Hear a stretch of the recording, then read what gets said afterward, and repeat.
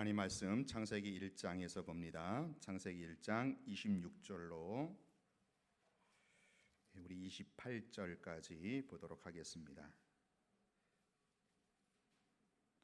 창세기 1장 26절로 28절까지 몇 번 읽었지만 또 한 목소리로 합독합니다. 우리 같이 세 절 말씀 같이 한 목소리로 합독합니다. 시작. 하나님이 이르시되 우리의 형상을 따라 우리의 모양대로 우리가 사람을 만들고 그들로 바다의 물고기와 하늘의 새와 가축과 온 땅과 땅에 기는 모든 것을 다스리게 하자 하시고, 하나님이 자기 형상 곧 하나님의 형상대로 사람을 창조하시되 남자와 여자를 창조하시고, 하나님이 그들에게 복을 주시며 하나님이 그들에게 이르시되 생육하고 번성하여 땅에 충만하라. 땅을 정복하라. 바다의 물고기와 하늘의 새와 땅에 움직이는 모든 생물을 다스리라 하시니라. 아멘. 지난 2주간에 걸쳐서 계속해서 정체성에 관한 좀 설교를 했습니다. 정체성은 존재의 의미가 있죠. 조금 교리적인 설교라 어려울지 모르겠어요. 그러나 꼭 필요한 내용이기 때문에 지난 2주간에 걸쳐서 정체성에 관해서, 곧 예수를 믿는 나, 하나님의 자녀인 나, 하나님 나라의 백성인 내가 도대체 누구냐라는 거죠. 내가 어떤 사람이냐. 그래서 영어로 하자면 who죠. who에 관한 내용을 우리가 지난 2주간에 걸쳐서 살펴봤어요. 나의 정체성은 뭐냐? 바로 한마디로 얘기한다면 하나님의 형상을 따라 본따서, 그 하나님의 형상을 본따서 만들어진 존재, 이것이 바로 나의 정체성이다라는 거예요. 그러므로 그렇게 우리가 지음 받았기 때문에 우리는 하나님의 형상, 하나님의 모양을 회복해야 한다라고 또 배웠습니다. 이것이 원래 내 위치이고 나의 존재입니다. 창조의 목적이 뭐냐? 바로 하나님의 형상으로 지음받은, 하나님의 형상을 본따서 하나님의 형상을 모델로 삼아서 우리를 만드신 것이 바로 나를 창조하신 목적. 그래서 이 하나님의 형상이 곧 예수님이라고 했죠. 예수님. 그래서 우리는 부지런히 이 하나님의 형상을 회복하기 위해서, 다른 말로 하자면 예수님을 부지런히 닮아가야 한다. 이것이 곧 구원의 목적이다. 그러니까 창조의 목적과 구원의 목적은 다른 게 아니에요. 같은 개념이고 같은 방향이고 같은 흐름이다라고 했어요. 그래서 하나님의 형상으로 지음받은 우리가 그 하나님의 형상인 예수님을 온전히 닮아가는 것, 이것이 창조의 목적이고 구원의 목적이다라고 2주간에 걸쳐서 여러분 제가 또 가르쳤습니다. 여러분 딴 건 몰라도 기숙사 왜 아시죠? 기숙사. 예수님과 6개월 동안 조폭 같이 살아도 그 조폭이 예수님처럼 변하는데, 우리가 기숙사 이와를 꼭 기억하자. 절대로 예수님을 투명인간 취급하지 말자. 첫 번째 말씀드렸고요. 두 번째는 이제 또 어떻게 돼요? 부지런히 예수님 닮기 위해서 말씀과 기도의 양바퀴, 그렇죠? 양날개. 그래서 여러분 자동차 비유를 또 기억하시면 되겠어요. 자, 오늘은 이제 이어서 사명, 정체성에 관한 설교와 이어지는 거예요. 이게 따로 국밥이 아니고 서로 세트입니다. 정체성에 관한 설교와 이어지는 게 바로 사명에 관한 설교인데, 바로 이 사명은 무엇을 말합니까? 이제 그렇다면 나는 무엇을 해야 하는가? 영어로 치자면 what입니다. what. 후 다음에 what이 나와야 되는 거예요. 내가 누구인가? 내가 어떤 사람인가? 정체성을 확인했으면, 존재를 확인했으면 이제 뭐예요? 무엇을 해야 되는가? what으로 나아가야 한다라는 거예요. 여기서 중요한 거는 이 정체성과 사명은 동전의 양면이고요, 그리고 실과 바늘이고요, 한 세트다라는 거예요. 세트. 자, 따라합니다. 정체성과 사명은 세트이다. 자, 세트이기 때문에 이걸 나눠서 생각할 수 있어요, 없어요? 없지요. 나눠서 생각한다는 것은 그건 굉장히 어불성설이고 성경을 모르는 얘기입니다. 어떤 사람이 그러더라고요. 당신 로미오와 줄리엣 읽어봤냐고 그랬더니 어떤 사람이 뭐라 그래요? 내가 로미오는 읽어봤는데 줄리엣은 못 읽어봤다. 그렇게 얘기를 하시더라고요. 나름 진지하게. 그게 맞아요, 틀려요? 그건 말이 안 되는 거죠. 그래서 로미오와 줄리엣은 세트입니다. 세트. 정체성과 사명은요 세트예요. 나는 정체성 내가 누구인지 알겠는데 사명 감당하긴 싫어. 이건 말이 안 되는 거예요. 나는 사명은 감당하겠는데 정체성이 뭔지 몰라. 이것도 앞뒤가 안 맞는 거예요. 이 정체성과 사명은요 항상 같이 가게 돼 있어요. 항상 세트로 짝으로 같이 갑니다. 오늘 말씀도 그래요. 여러분 1장 26절 우리가 지난 두 주에 걸쳐 살펴봤는데 다시 보세요. 1장 26절 자 다시 보면 눈으로 보세요. 여러분들은요 하나님의 이르시되 우리의 형상을 따라 우리의 모양대로 우리가 사람을 만들고 여기까지 뭐예요? 정체성. 우리의 정체성은 하나님의 형상을 본따서 만들어진 존재구나. 이게 정체성인데 그리고 바로 이어지는 게 뭐예요? 만들었기 때문에 뭡니까? 그들로 바다의 물고기와 하늘의 새와 가축의 온 땅에 기는 모든 것을 어떻게 하자? 다스리게 하자. 하나님의 형상으로 지음받은 존재는 이 세상을 다스리는 사명으로 나가야 된다라는 거예요. 그러니까 성경이 여러분 딱 그렇게 돼 있어요. 제가 여러분의 설교 준비하면서 저도 새삼 놀랐어요. 야 이게 짝이구나. 정체성과 사명이 늘 같은 그 본문 안에 나와 있더라고요. 자 여러분 27절도 뭡니까? 이게 정체성이죠. 우리는 하나님의 형상대로 지음받았다. 이 정체성 지음받은 자들은 28절로 이어진다라는 거지요. 하나님이 그들에게 복을 주시고 뭡니까? 충만하고 정복하고 다스리는 것. 그래서 이 땅에 충만하고 이 땅을 정복하고 이 땅을 다스리는 것. 이게 곧 우리의 사명, 미션이죠. 하나님의 형상으로 지음받은 우리의 할 일이다라는 거예요. 자, 여러분 꼭 기억하세요. 정체성과 사명은 하나의 세트다. 성경은 늘 그렇게 같이 짝으로 나온다라는 거예요. 이따 확인하겠습니다.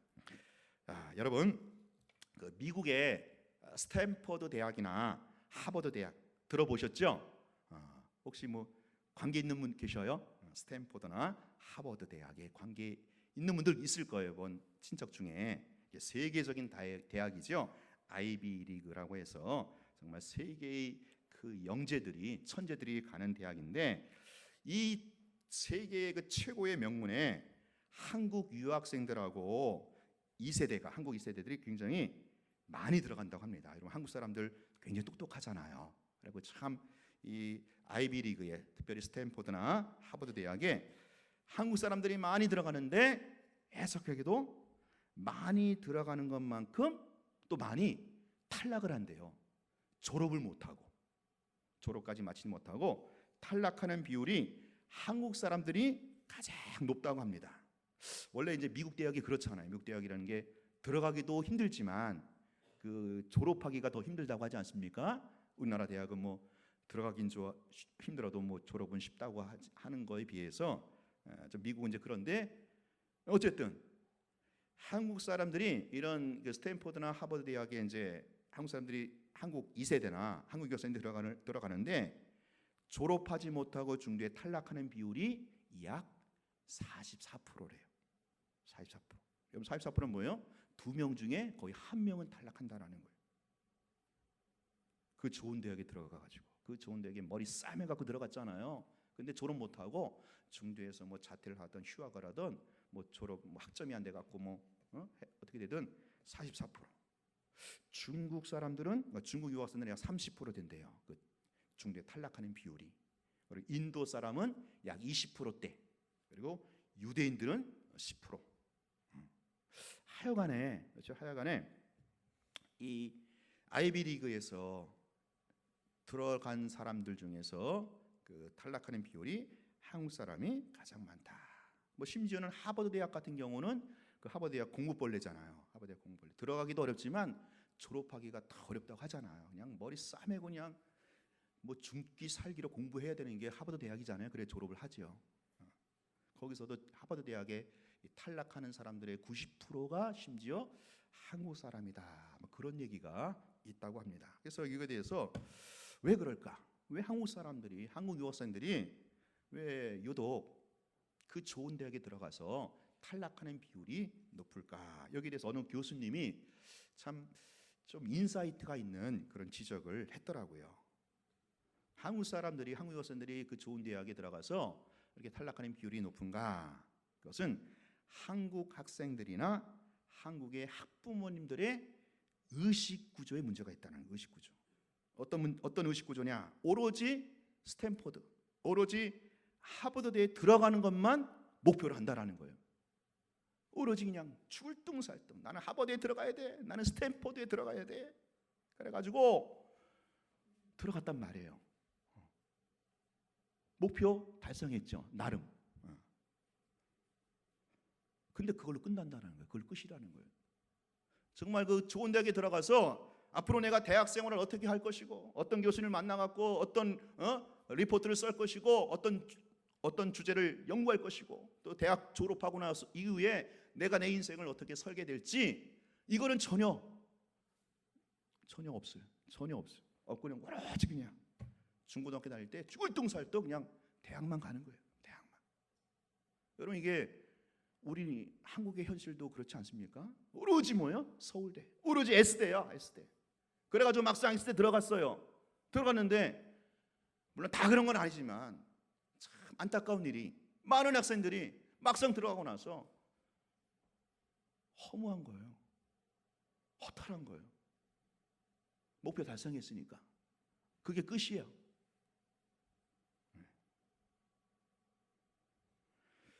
그 다음에 방향성이 없으니까 그냥 막상 대학에 들어가고 입학하고 그 다음부터 이제 방황을 하는 거지요. 대학 생활에 대해서 방황하다가 회의도 느끼고, 이게 대학 생활인가? 그런다는 거지요. 많은 우리 청년들이 그러지 않는가 싶어요. 우리 자녀들 중고등학교 다닐 때 얼마나 열심히 공부합니까? 오로지 대학, 수능, 대학. 그래서 막상 대학에 들어가고 나서 굉장히 처탈한 거예요. 앞으로 어떻게 대학생을 해야 될지도 모르는 거예요. 그냥 어울리고 뭐 그렇게 시간 낭비하고 그렇게 보내는 거죠. 이게 남의 얘기가 아니더라고요. 저도 그랬어요. 저 가만히 돌이켜 보니까 제가 대학 뭐 그렇게 좋은 대학은 아니지만 뭐 나름 괜찮은 대학이었어요. 그래서 열심히 공부해서 들어갔습니다. 제가 고등학교 때 좀 환경이 안 좋았어요. 건강적으로 공부를 할 수 없는 상황에서도 그래도 죽을 똥살똥 공부해가지고 그래도 이제 뭐 지방의 명문 국립대를 들어갔단 말이에요. 근데 막상 딱 들어가니까 좀 허무하더라고요. 이게 내가 일하려고 대학 왔던가. 가기 전에는 대학을 목표로 그냥 열심히 공부했는데 막상 들어가 보니까 허무해요. 왜 그래요? 그 다음 대학 내가 왜 들어가서 무엇을 어떻게 공부해야 되는지 이게 전혀 없었어요. 없었다가 이제 하나님이 은혜 주셔가지고, 물론 이제 제가 이제 어릴 적부터 하나님 앞에 또 서원했지만, 그래, 나는 이 대학이 목표가 아니에요. 하나님 은혜 주셔갖고 대학이 목표가 아니라 이 대학 들어가서 열심히 공부하고 어디 가야 돼요? 신대원을 가야 된다. 신학대학원, 총신대 신학대원을 가야 된다. 이게 딱 목표가 다시 세워진 거예요. 그 깨달음을 주신 거예요. 그래가지고 한 대학을 그렇게 많이 방황하진 않았어요. 한 1년 정도, 1년 반 정도 그렇게 방황했어요. 방황하면서 막 공부도 제대로 안 하고 막 쌍권총도 한번 차보고 뭐 그랬죠. 근데 1년 반 만에 정신 차리고, 그래, 내가 이 대학이 목표가 아니다. 신대원을 목표로 해야 된다. 하니까 그때부터 그냥 목표가 생기니까 다시 대학 생활이 딱 이제 정립이 되더라고요. 정립이 되고 열심히 또 시간을 아껴서 아주 의미 있게 보람 있게 잘 지내게 되더라고요. 제가 그래서 딱 신대원을 목표로 하고, 제가 과가 전공이 역사였는데 역사만 공부한 게 아니라 앞으로 내가 신대원 가려면은 철학도 공부해야 된다 해갖고 제가 철학을 많이 공부했어요. 철학을 많이 공부해가지고 아주 대학생활을 나름대로 의미 있게 풍성하게 보냈던 그런 기억이 나요. 그러니까 대학이 전부가 아니에요. 입학이 전부가 아니죠. 입학. 왜 대학에 들어갑니까? 그 이유가 중요한 거죠. 방향성이 있어야 돼요. 방향성. 근데 우리가 신앙생활도 그렇지 않은가? 예수 믿고 구원받는 것으로 그냥 끝나는 게 아닌가? 나 예수 믿어. 교회 다녀. 뭐 천국은 뭐 구원의 확신이 있으니까 천국은 아예 따놓은 당상으로 여기고, 그냥 예수 믿는 거, 예수 믿어서 하나님의 자녀가 되는 거, 예수 믿어서 천국 백성이 되는 거, 다시 말하면 정체성으로만 끝나지 않은가? 그 정체성에만 머무르지 않은가? 그 정체성 이후에 방향으로 나아가야 되는데, 그죠? 방향성이 있어야 되는데 이 방향성이 없으니까 신앙생활에 활력도 없고 재미도 없고 생기도 없는 거예요. 그냥 교회 다니는 거예요. 그냥 예수 믿어주는 거죠. 예수 믿는 재미를 몰라. 예수 믿으면서 얼마나 이게 행복한 건지, 얼마나 생기 있는 일인지 이걸 몰라요. 왜? 그냥 거기서 끝나니까. 예수 믿고 하나님의 자녀가 되고 청당 간다는 거 뭐 그 정도로만 끝나서 그러지 않은가? 그 정체성에서만 머물러서 그러지 않은가? 정체성 이후에 반드시 세트로 이어지는 뭐요? 사명. 방향성이 있는데 그 세트를 놓치는 겁니다. 여러분, 물론 일단 정체성이 중요해요. 일단 논리적으로 항상 정체성이 먼저 나와요. 성경에 보면 정체성 먼저 나오지만 중요한 거는 정체성에서 머무르지 않는다라는 거예요. 내가 예수를 믿어서 하나님의 자녀가 되었어요. 예수를 믿어 천국 백성이 되었어요. 이게 우리의 정체성, 하나님의 형상으로 지음 받았어요. 거기서 절대로 성경 끝나지 않는다라는 거예요. 뭐요? 방향성이 있어요. 나아갈 방향성이 있어요. 그걸 뭐라고 그래요? 우리는 사명. 뭐 거창한 게 아니에요. 여러분, 사명이라 생각하니까 뭐 거창하게 부담스럽게 생각할지 모르지만 예수 믿는 사람이라면 반드시 사명이 있다라는 거예요. 내가 예수의 피로 구원받은 하나님의 자녀라면 반드시 이 사람 뭐예요? 사명이 있는 거예요. 왜? 세트니까. 정체성과 사명은 세트고 짝이고 실과 바늘이고 동전의 양면이다라는 거예요. 자, 성경을 갖고 확인해 보겠습니다. 한 두 군데 확인할 텐데, 자, 우리가 잘 아는 말씀이 있죠. 여러분, 고린도후서 5장 17절 혹시 외우시는 분 계셔요? 외우시는 분 외우시고 못 외우시는 분 찾으세요. 저는 외우기 때문에 안 찾아도 됩니다. 고린도후서 5장 17절 말씀.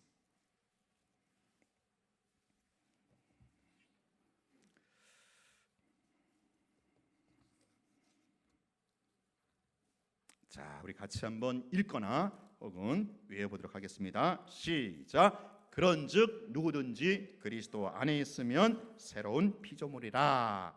보라, 이전 것은 지나갔으니 새 것이 되었도다. 보라가 나중에 나오네요.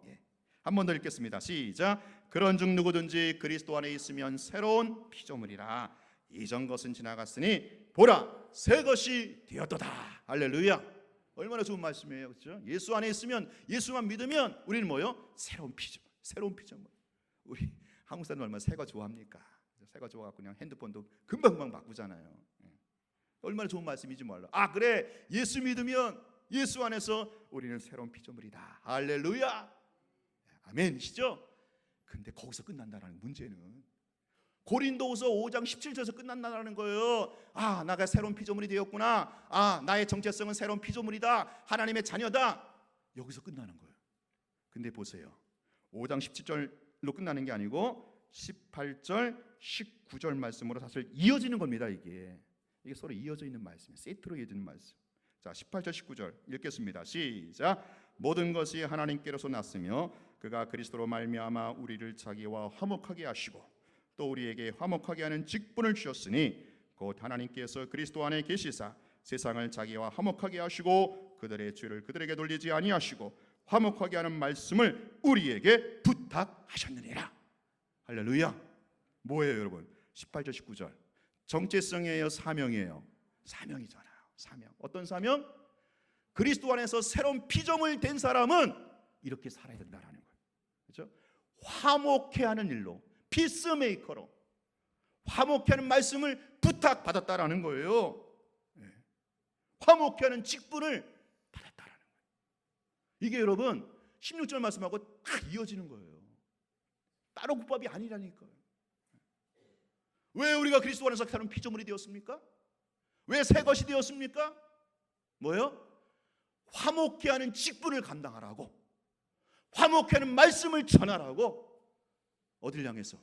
세상을 향해서. 아직도 새로운 피조물이 안 된, 아직도 어둠의 세력에 묶여있는 저 세상 사람을 향해서 당신 그렇게 살면 망한다고, 안 된다고, 하나님께 돌아오라고, 예수를 믿어서 하나님과 화목해 되라고, 이 직분을 감당하라고, 이 화목해 하는 말씀을 전하라고 오늘 우리를 그리스도 예수 안에서 새로운 피조물로 삼으신 줄로 믿습니다. 이게 같이 간다라는, 같이 정체성과 사명은요 같이 가는 거예요. 네. 여러분, 우리를 구원하신 구원은 반드시 방향성이 있습니다. 따라합니다. 구원은 방향성이 있다. 하나님은요 어떤 방향성을 딱 설정하시고 우리를 구원하셨다라는 거죠. 근데 그 방향성을 놓치고 까맣게 잊어버리면 그냥 스탠포드, 하버드, 서울대에 가서 그걸로 끝나는 거예요. 중도 탈락하는 거예요. 그냥 대학생은 의미가 없어. 그냥 술에 술 탄 듯 물에 물 탄 듯 대충 그렇게 살아가게 된다는 거죠. 뭘 잃어버리면? 방향성, 사명을 잃어버립니다. 사랑하는 여러분, 하나님께서 아브라함을 부르셨잖아요. 창세기 12장에서 아브라함을 콜링하면서 이스라엘 나라 국사가 시작이 되는데, 아브라함을 부르신 하나님의 방향성이 있다라는 거예요. 하나님의 목적이 있다라는 거예요. 그게 뭔지 아세요? 내가 너로 인하여 뭐요? 모든 민족과 열방이 복을 받게 하기 위해서 너를 불렀다라는 거예요. 창세기 12장은요 창세기 11장과 짝이에요. 짝, 세트예요. 창세기 11장 어떤 내용이에요? 바벨탑을 쌓는 거죠. 하나님의 왕권을 무시하고 바벨탑을 쌓는 저 세상 나라, 저 열방을 향하여 아브라함, 네가 가서 저들에게 진짜 인생의 복이 뭔지, 진짜 인생의 행복이 뭔지를 전하라, 가르쳐라, 보여줘라. 그래서 내가 너를 불러가지고 너를 통해서 믿음의 조상 삼아갖고 이스라엘 나라를 세운 거야. 이게 여러분 성경의 말뚝이잖아요. 그래서 앞으로 이스라엘 나라, 창세기 12장에 시작된 이스라엘 나라는 앞으로 이 방향성에, 이 하나님께서 이스라엘 나라를 건립하신 그 목적에 얼마나 부합하느냐 아니면 못하느냐 따라서 그들의 역사가 흘러갈 거다라는 거죠. 그런 관점으로 구약을 보시면 됩니다. 정확합니다. 우리를 구원하신 목적, 방향성이 있는 거예요. 새로운 피조물 돼서 거기를 만족하고 새로운 피조물 돼서 할렐루야 나 새 것이 되었네, 이걸로 끝나지 말라라는 거예요. 왜 새 것이 되었느냐, 왜 우리를 구원하셨느냐? 사명이 있다는 거죠. 그렇죠? 사명이 있기 때문에 사명 감당하라고. 여러분 한 군데 더 찾아볼게요. 고린도후서 5장 17절 앞쪽이죠. 고린도후서 5장 14절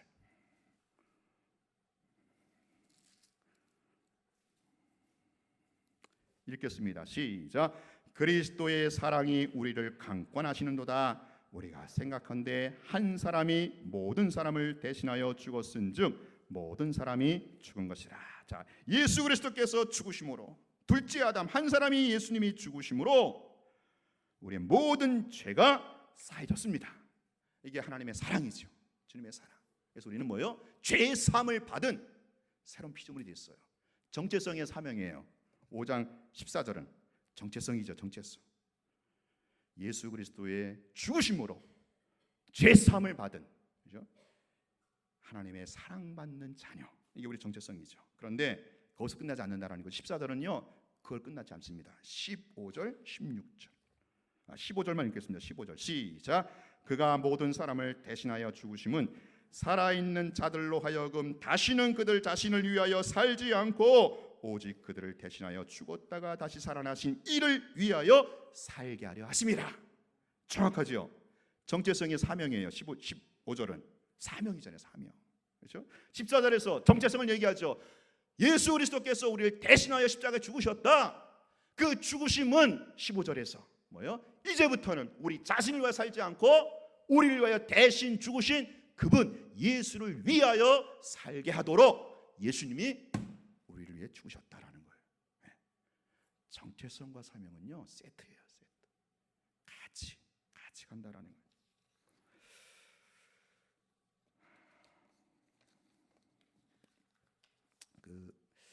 여러분 가끔 미국 프로야구 혹시 미국 프로야구 재밌죠? 저도 가끔 한국 야구는 재미없어 못 보고 미국 프로야구 가끔 봐요. 그리고 또 미식축구, 미국 미식축구가 제일 유명하잖아요. 그럴 때 보면은 가끔 이제 그런 장면이 나와요. 관중석에 딱 보면은 관중석에 이제 편말이죠, 편말. 이제 이렇게 큰 쓴 글자 써갖고 이렇게 막 들고 있는 거 가끔 보이거든요. 화면에 잡혀요.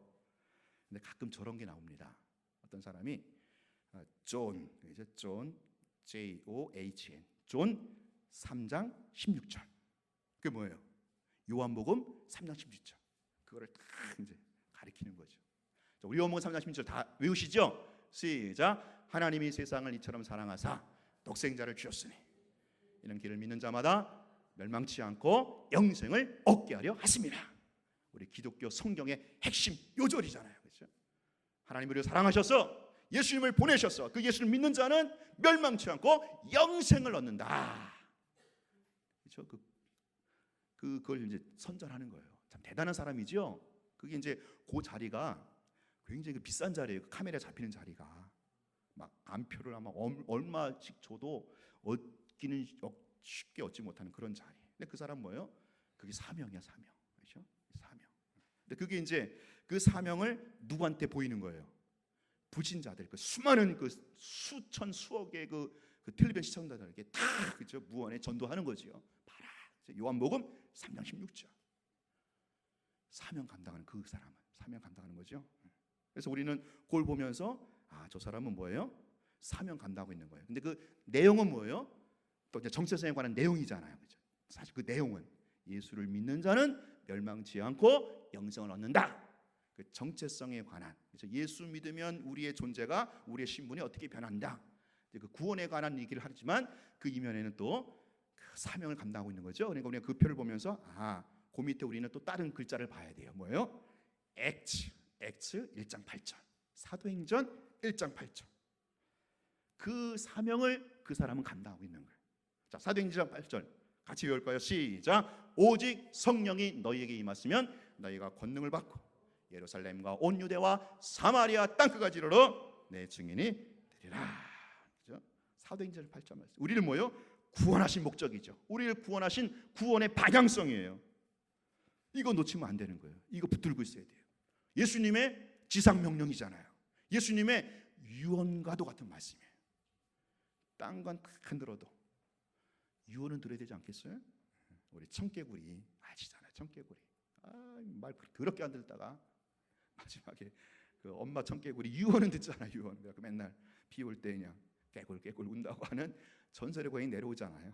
어쨌든 아무리 못된 자식이 할지라도 유언은 들어야 돼. 유언. 예수님의 유언이에요. 사도행전 1장 8절. 이게 우리를 구원하신 구원의 방향성, 구원의 목적이라는 거죠. 왜 우리를 구원하셨는가? 왜 하나님 우리를 사랑하셔서 이토록 사랑하셔서 독생자 예수님을 보내주셨고 영생을 얻게 하셨는가? 사도행전 1장 8절로 이어지기 위해서. 뭐요? 증인이 되기라고. 온 열방 민족을 향하여 예수 사건의 증인이 되라고. 증인이라고. 이게 우리의 사명이라는 거죠. 사명. 근데 여러분 사도행전 1장 8절 펴보세요. 사도행전 1장 8절. 1장 8절. 자, 이 사도행전 1장 8절 말씀, 예수님의 지상 명령, 예수님의 유언 쪽, 이게 오늘 우리를 구원하신 방향성, 우리를 구원하신 목적인 줄로 믿습니다. 이의 없죠. 이의 없죠. 그런데 이제 우리를 보자라는, 우리를. 이게 나를 구원하신 목적인데, 그렇죠? 왜 나를 구원하셨는가? 왜 예수님이 내 때문에 십자가에 죽으셨는가? 왜 예수님이 나를 위해서 십자가 죽으셔서 영생을 주셨는가? 뭐 때문에? 1장 8절 때문에. 근데 여러분 이 1장 8절 말씀이 사실 잘 돼요? 됩니까? 안 됩니까? 솔직히 말해서 잘 돼야 안 돼요. 예수 증인, 뭐 쉽게 말하면 이제 전도하고 선교하는 인생이에요. 좀 더 이렇게 분명히 말씀드리자면, 여러분 늘 여러분 삶 가운데 여러분 있는 곳이, 그렇죠? 있는 곳이 예루살렘이고 또 땅끝을 바라보면서 너 예수 사건의 증인으로 살고 있습니까? 여러분 툭 건드리면 예수 나오는 인생으로 살고 있나요? 이게 우리를 구원하신 목적인데, 이게 우리를 구원하신 방향성인데 솔직히 안 되거든요. 잘 저부터도 좀 안 되는데 요즘에 좀 되고 있는 중이에요. 자, 왜 우리가 이 사명으로 나가지 못할까? 이게 우리를 구원하신 목적인데, 이게 방향성인데 왜 이 방향으로 나가지 못할까? 제가 본문을 보면서 두 가지 이유가 있더라고요. 오늘 1장 8절 두 가지 이유가 있는데, 첫 번째 따라합니다. 본 게 없어서 그렇다. 뭐라고요? 본 게 없어. 그래, 본 게 없어서. 본 게 없으니까 예수 증인이 안 되는 거예요. 예수 증인을 못 사는 거예요. 자, 증인이 되리라. 증인은 뭐예요? 증인은 본 사람이죠. 목격자. 근데 본 게 없어. 그래서 안 되는 거예요. 예수를 증거하지 못하는 거예요. 왜 우리가 전도하지 못하는가? 왜 우리가 예수를 전하지 못하는가? 예수를 본 적이 없거든. 예수 사건의 증인이 못 되거든요. 예수 십자가와 부활을 못 봤거든. 본 게 없으니 증인의 사명을 감당하기가 그토록 요원한 거예요. 이게 어려운 거예요. 자, 여러분 가끔 운전하다 보면, 또 운전하지 않더라도 이렇게 사거리 같은 데 보면 현수막 붙어 있는 거 있죠. 현수막. 뭐를 찾습니다? 누구를 찾습니다? 목격자를 찾습니다. 그렇죠? 목격자. 뭐 몇 년 몇 월 며칠 거기다 뺑소니죠. 뺑소니. 그런 거 보면서 참 안타깝잖아요. 안타까운데 내가 저거 보면서 내가 정말 그때 그 봤으면은 당장이라도, 그렇죠? 증인 될 텐데 보는 게 없으니 그 그때 못 봤으니 증인 될 수 없는 거잖아요. 네. 여러분 우리가 예수의 증인이 되려면 예수 사건, 예수 십자가와 부활을 목격해야 돼요. 이걸 봐야 됩니다. 근데 어떻게 봐? 그죠? 어떻게 봐? 예수 십자가 부활 이미 2000년 전에 저 팔레스타인 땅에서 있었던 일인데, 나는 지금 2000년 후에 한반도에 살고 있는데 시간적으로 공간적으로 또 문화적으로 얼마나 많은 갭이 있어요. 어떻게 봐? 어떻게 해요? 볼 수 있어요? 없어요? 볼 수 없지만 볼 수 있어요. 어떻게? 간접 경험했어요. 간접 경험. 자, 예수님의 제자들 사도들은 직접 경험했지만 우리는 뭐예요? 간접 경험할 수 있어요. 근데 사실은 간접 경험이 더 또렷하게 남을 수 있어요. 그게 은혜거든요. 자, 간접 경험을 어떻게 합니까? 두 가지로 하죠. 첫 번째, 뭐로 해요? 성경으로. 그렇죠? 성경으로. 우리가 어떻게 예수님 체험합니까? 어떻게 예수님 봐요? 성경을 통해서만 볼 수 있어요. 성경, 사복음서, 예수 행전이 나와 있는, 예수님의 그 가르침과 예수님의 행적이 나와 있는 사복음서를 읽음으로 우리가 예수 사건의 간접 경험을 할 수 있다라는 거죠. 그러니까 전 그거 생각하면요, 이 성경책이 우리 손에 달린 게 얼마나 큰 축복인지 몰라요. 만약에 사복음서 없었어 봐, 어떻게 할 뻔했어. 구원은 받았는데 방향성을 몰라. 방향성을 감당할 길이 없어. 사복음서만 없었으면. 구원의 방향성, 구원의 목적이 뭐랬어? 예수 사건의 증인이 되리라. 어떻게 예수를 봐요? 어떻게 예수를 체험해요? 성경이 없었다면. 그러니까 성경이 너무너무 고마운 거예요. 특히 사복음서가. 딴 것도 다 성경이지만 특별히 저는 이 사복음서가 너무너무 귀한 거예요. 그것도 네 사람에 의해서. 그렇죠? 마태, 마가, 누가, 요한 한 사람이 쓴 것도 아니고 이 예수 사건을 네 각도에서 네 사람이 다 썼더라고요. 그들이 쓴 기록된 성경이 오늘 2000년 흐르고 있는 오늘 한반도의 삶을 우리에게도 여전히 주어져 가지고 거의, 그렇죠? 그 당시 2000년 전에 그때 그 사람과 거의 방불할 수준으로 우리가 예수를 간접 체험할 수 있다는 거죠. 이게 여러분 축복이고 은혜 아니겠습니까? 할렐루야. 네. 여러분 그래서 성경을 통해서 예수를 경험해야 돼요. 예수 사건을 목도해야 돼요. 어떻게 하겠어요? 부지런히 성경 읽는 수밖에 없지. 근데 일단 읽어야 뭐 은혜가 임할 말도 할 거 아니에요, 그렇죠? 부지런히 성경 읽는데 그냥 읽지 말고 내가 뭐요? 2000년 전 어디로 가요? 팔레스타인 들어가서 그때 그 자리 제자들이 있었던 그 자리로 여러분들이 의식화를 해야 돼요. 의식을 그렇게 옮겨요. 그러면 간접 경험할 수 있어요. 시뮬레이션 할 수 있단 말이에요. 그거 없이 그냥 읽지 말고 항상 사복음서 읽을 때 그래 내가 2000년 전에 어디로 간다? 팔레스타인으로 간다. 그래가지고 제자들과 같이 있는 거 내가 제자들과 같이 있으면서 예수님이 하시는 말씀 듣고 예수님의 눈빛을 보고 예수님의 그 발걸음을 같이 가는 거예요. 이게 예수님 간접 체험하는 거예요. 그래야만 우리를 구원하신 목적에 부합한 인생, 사명 감당하는 인생을 살 수 있다라는 거지요. 본 게 있어야. 그래서 저는요 요즘에 그런 걸 많이 느껴요. 사복음서 읽으면서 참 우리가 예수 사건을 경험하는 게 뭘까? 그래서 예수님을 간접 경험하는 게 뭘까 하다가 딱 은혜를 주셨는데 이거더라고요. 따라합니다. 예수님과 정이 드는 거다. 예수님과 정이 드는 거더라고요. 이게 예수를 경험하는 거예요. 근데 이제 우리가 지금 정이 안 들어서 그래요. 사실은 정이 안 드니까 예수를 전하지 못하는 거예요. 잘. 근데 여러분 예수님과 한번 정 들어보세요. 어떻게 예수를 안 전하고 배길 수 있어요? 그럴 수 없어요. 그래서 여러분 제가 지금 말씀드렸죠, 그렇죠? 이 성경을 가지고 그때 그곳에 가서서 예수님과 정드는 차원으로 성경을 읽으세요. 그러면요 정이 들 수 있어요. 여러분 우리가 예수님과 정이 들어야 돼. 그래서 어느 정도냐? 예수님이 낯설지 않아야 돼요. 여러분 만약에 제가 늘 도전드리죠.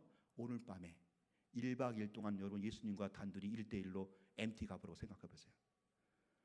좋을 것 같죠? 근데 부담되지 않습니까? 무슨 얘기를 해야 될지. 여러분 별로 정이 안 든 사람, 별로 낯선 사람하고 한 끼 밥 먹는 거 고역이잖아요. 네. 우리가 예수님과 정이 들어야 돼요. 정이. 네. 그래서 예수님이 내 안에 예수님이. 네.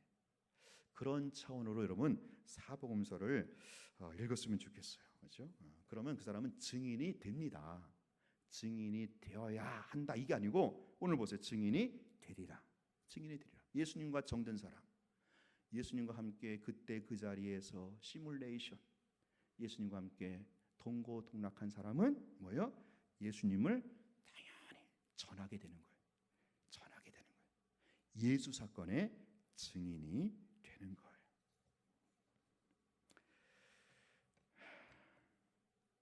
시간이 좀 가서 좀 한 포인트 줄일게요. 자, 두 번째. 왜 또 증인의 삶을 감당하지 못할까? 아까 첫 번째 본 게 없어서 그렇다고 그랬죠. 두 번째는 뭐냐? 따라합니다. 주님의 관심사와 다르기 때문이다. 예, 주님의 관심사가 달라요. 자, 주님의 관심사가 뭡니까? 자, 사도행전 다시 1장 8절. 아까 참 이거 성경으로 확인 안 했네요. 그러니까 첫 번째가 뭐라 그랬어요? 본 게 없어서. 그렇죠? 증인이 아니니까 이제 그 증인의 사명을 감당하지 못하는 거예요. 근데 이제 사도행전 1장 거기 3절 보세요. 3절 보면은 거기 그렇게 나와 있잖아요. 그렇죠? 예. 그가 고난을 받으신 후에 십자가죠. 또한 그들에게 확실히 많은 증거로 친히 살아계심. 그러니까 십자가와 부활을 40일 동안 어떻게 하셨어요? 보이시며. 보였잖아요. 보였다. 그러니까 우리 예수 십자가와 부활의 증인이 봐야 되는 거예요. 자, 첫 번째고 두 번째가 뭐라고 그랬어요? 주님의 관심사와 우리가 너무 달라도 참 많이 다른 것 같아요. 자, 여기 본문에 보세요. 1장 6절. 자, 이들의 관심사는 무엇입니까? 제자들의 관심사. 그들이 모였을 때 예수께 여쭤 이르되 주께서 이스라엘 나라를 회복하심이 이때이니까. 무슨 얘기예요? 이들의 관심은 지금 예수 혁명 정부, 로마 정부를 뒤집어 가지고 야싸 드디어 때가 왔다. 왜? 예수님 부활했거든. 죽으셨는데 부활했어. 부활하신 그분을 앞장 세우는 한 로마 정부 아무것도 아닌 거예요. 로마 정부 뒤집을 수 있는 거예요. 야, 이스라엘 나라를 회복함이 이때였구나. 뭐예요? 이들의 관심사, 이들의 관심사. 뭐요? 세상 나라. 그렇죠? 이 세상에서 뭐 그 정의, 공의. 근데 보세요. 주님의 관심은 어떻습니까? 주님의 관심은 7절에 있어요. 7절 시작. 이르시되 때와 시기는 아버지께서 자기의 권한에 두셨으니 너희가 알 바니요. 일 없다. 이건 니네들 관심사 그거랑 나랑 달라. 그 얘기입니다. 주님의 관심은 뭐예요? 하나님 나라예요. 하나님 나라. 복음을 땅끝까지, 예루살렘부터 땅끝까지 복음을 예수를 전함으로 이루어지는 하나님의 나라. 그 하나님의 나라가 어떤 나라입니까? 예수가 왕이라는 거죠. 그렇죠? 예수가 왕인 하나님의 나라. 그 예수는 뭐예요? 당신이 죽으심으로, 십자가에 죽으심으로, 피를 쏟으심으로 백성들을 살려내는 나라. 그 사랑의 통치가 이루어지고 사랑의 통치를 받는 나라. 이게 하나님 나라예요. 여기에 주님의 관심이 있어요. 하나님 나라. 그런데 백성, 제자들의 관심은 어디 있어요? 거기가 조금 핀트가 다르죠. 조금 다른 게 많이 다른 것 같아요. 그런 나라가 아니라 뭐요? 어쨌든 부활하신 예수님이 그냥 무력으로 부활했겠다. 그렇죠? 죽음 이기셨겠다.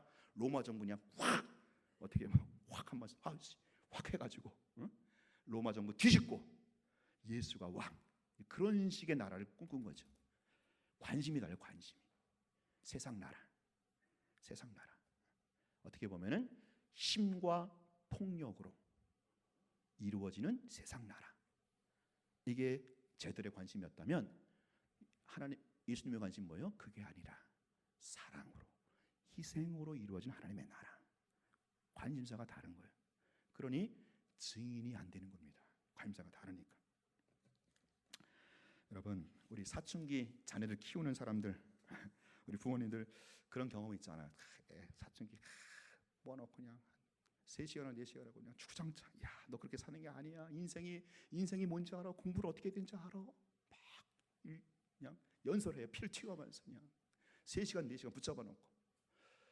그 아들이 기껏 듣고 나서 하는 얘기가 뭐예요? 근데 엄마, 용돈은 언제 줄 거야?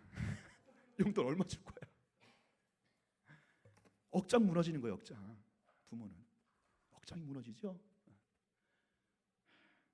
복장 터지는 얘기하고 있어요. 지금 이 상황이 그런 상황이에요. 예수님의 관심은 하나님의 나라인데 하나님이 주인이시고 그분이 사랑으로 통치하고 그 사랑의 통치를 받아들이고 예수가 왕이라는 사실에 항복하고 받아들인 이게 주님의 관심사인데 얘네들은 뭐예요? 이스라엘 나라 회복이 어느 때입니까? 복장 터지는 거죠. 억장 무너지는 거죠. 그러니까 아직 철이 안 든 거죠. 그러니까 철이 안 들었으니까 이게 이제 증인이 안 되는 거예요. 관심사가 달라. 관심사가 그냥 오로지 그냥 우리 대학 우리 아이들 수능 합격하는 거, 취업, 결혼, 진로 여기에만 머물러 있어. 이게 우리 관심사잖아요.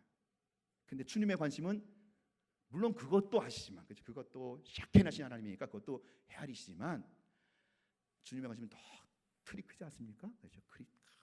하나님 나라. 하나님 나라인데 우리는 그냥 우리 아이 대학 가는 거, 우리 아이 잘 되는 거, 내가 건강한 거. 근데 주님의 관심은 뭐예요? 주님의 왕권에 무릎 꿇고 그 사랑을 받아들여라. 하나님의 사랑의 통치를 인정하고 받아들여라. 이거거든요. 관심사가 다른 거예요. 관심사가. 여러분, 주님의 관심 무엇입니까? 우리 마지막으로 한 구절 더 찾고 마칠게요. 디모데전서 2장 4절.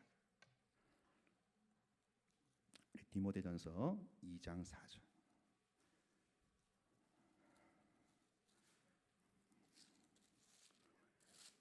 이게 주님의 관심입니다. 주님의 가장 오로지 주님의 관심이 여기 있어요. 2장 4절 시작. 하나님은 모든 사람이 구원을 받으며 진리를 아는 데 이르기를 원하시느니라. 이 원한다는 말이요, 굉장히 원어적으로 보면 그 주님의 강렬한, 하나님의 강렬한 원이에요. 원통. 너무너무 바라시는 거예요. 주님은요 오로지 여기 관심이 있어. 모든 사람이 다 구원을 받아요. 죄와 사망으로 끌려가는 저들이 하나님 앞에 돌아와 구원받고 영생을 얻는데 이게 주님의 관심이에요. 그리고 뭐예요? 그 사람들이 진리를 아는 데 이르는 거예요. 구원받는 끝난 것이 아니라 이제 잘하는 거. 그러니까 쉽게 말하면은 이제 이거를 원하시는데 이게 주님의 관심. 이 주님의 관심을 우리에게 부탁하셨잖아요. 사도행 2.8절로 마태복음 28장 19절 20절로 지상 명령으로 유언으로. 그러므로 주님의 관심에 우리도 부합해야죠. 이 땅에 살면서 전도하고 양육하는 일에 우리가 초점 맞출 때 주님의 관심에 딱 아구가 맞는 거예요. 아구가. 자, 근데 그렇죠? 아까 두 가지 얘기했죠. 그렇죠? 왜 우리가 증인이 되지 못하느냐? 본 게 없으니까, 또 관심사가 다르니까. 다시 말해서 봐야 되는 거예요. 다시 말해서 관심이 주님의 관심으로 옮겨져야 돼요. 근데 그게 사실은 또 뭐예요? 그게 또 뭐예요? 정체성이에요. 정체성. 그죠? 본 게 있는 거. 예수 십자가와 부활을 봐야죠. 사실 정체성 작업이에요. 그게 정체성 작업.